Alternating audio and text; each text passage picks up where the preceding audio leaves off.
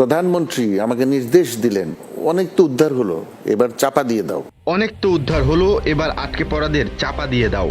রানা প্লাজায় আটকে থাকাদের নিয়ে এমন মন্তব্য করেছিলেন সাবেক প্রধানমন্ত্রী শেখ হাসিনা। রানা প্লাজা ট্র্যাজেডিতে নিহতের সংখ্যা কম দেখাতে এবং আটকে পড়াদের চাপা দিয়ে মেরে ফেলতে নির্দেশ দিয়েছিলেন শেখ হাসিনা, এমন দাবি করেছেন সাবেক এসএসএফ প্রধান মেজর জেনারেল চৌধুরী হাসান সারওয়ার্দী।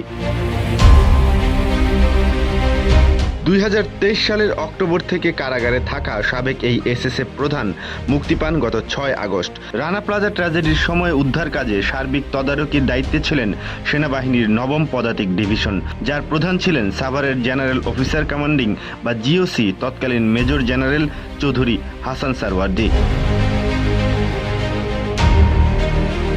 দেশের ইতিহাসে বড় হৃদয় বিদারক ঘটনা সাভারের রানা প্লাজা ধস।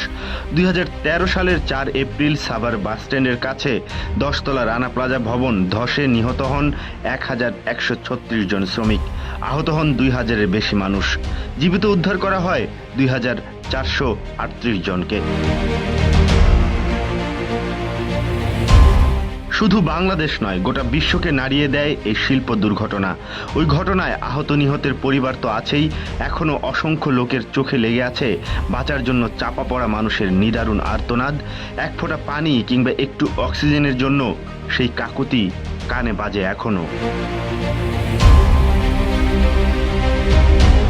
মেজর জেনারেল চৌধুরী হাসান সারওয়ার্দী বলেন, উদ্ধার কাজের এক পর্যায়ে সাবেক প্রধানমন্ত্রী শেখ হাসিনা তাকে নির্দেশ দেন, অনেক তো উদ্ধার হলো, এবার আটকে পড়াদের চাপা দিয়ে দাও।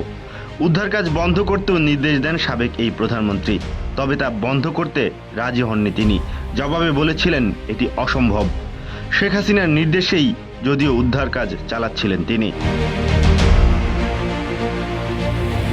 প্রথমে তাকে জীবিত কিংবা মৃত শেষ ব্যক্তিটাকে উদ্ধার না হওয়া পর্যন্ত এই অভিযান চালানোর নির্দেশনাও দেওয়া হয়েছিল।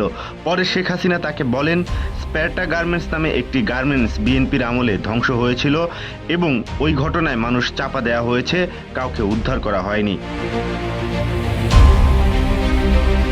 শুধু রানা প্লাজা নয়, 2012 সালের নভেম্বর মাসে তাজরিন ফ্যাশন নামে একটি পোশাক কারখানায় আগুনে অঙ্গার হন 117 জন পোশাক কর্মী। আহতের সংখ্যা ছাড়িয়েছিল 200-র মতো। হাসান সারওয়ার্দী দাবি করেন, তাজরিন ফ্যাশনের ঘটনার সময়ও তাকে আইন সিদ্ধ নয় এমন নির্দেশনা দিয়েছেন সাবেক প্রধানমন্ত্রী শেখ হাসিনা। তিনি বলেন, প্রথমে সেনা সদরের মাধ্যমে এবং পরে প্রধানমন্ত্রী নিজেই বলেন এই লাশগুলোকে পুলিশের কাছে দিয়ে গুম করে ফেলতে হবে। তিনি এর কারণ জিজ্ঞাসা করায় প্রধানমন্ত্রী বললেন, গুম না করলে পরের দিন বিএনপি এবং খালেদা জিয়া লাশ নিয়ে মিছিল করবে, রাস্তাঘাট বন্ধ করে সরকারের বিরুদ্ধে আন্দোলন শুরু করবে।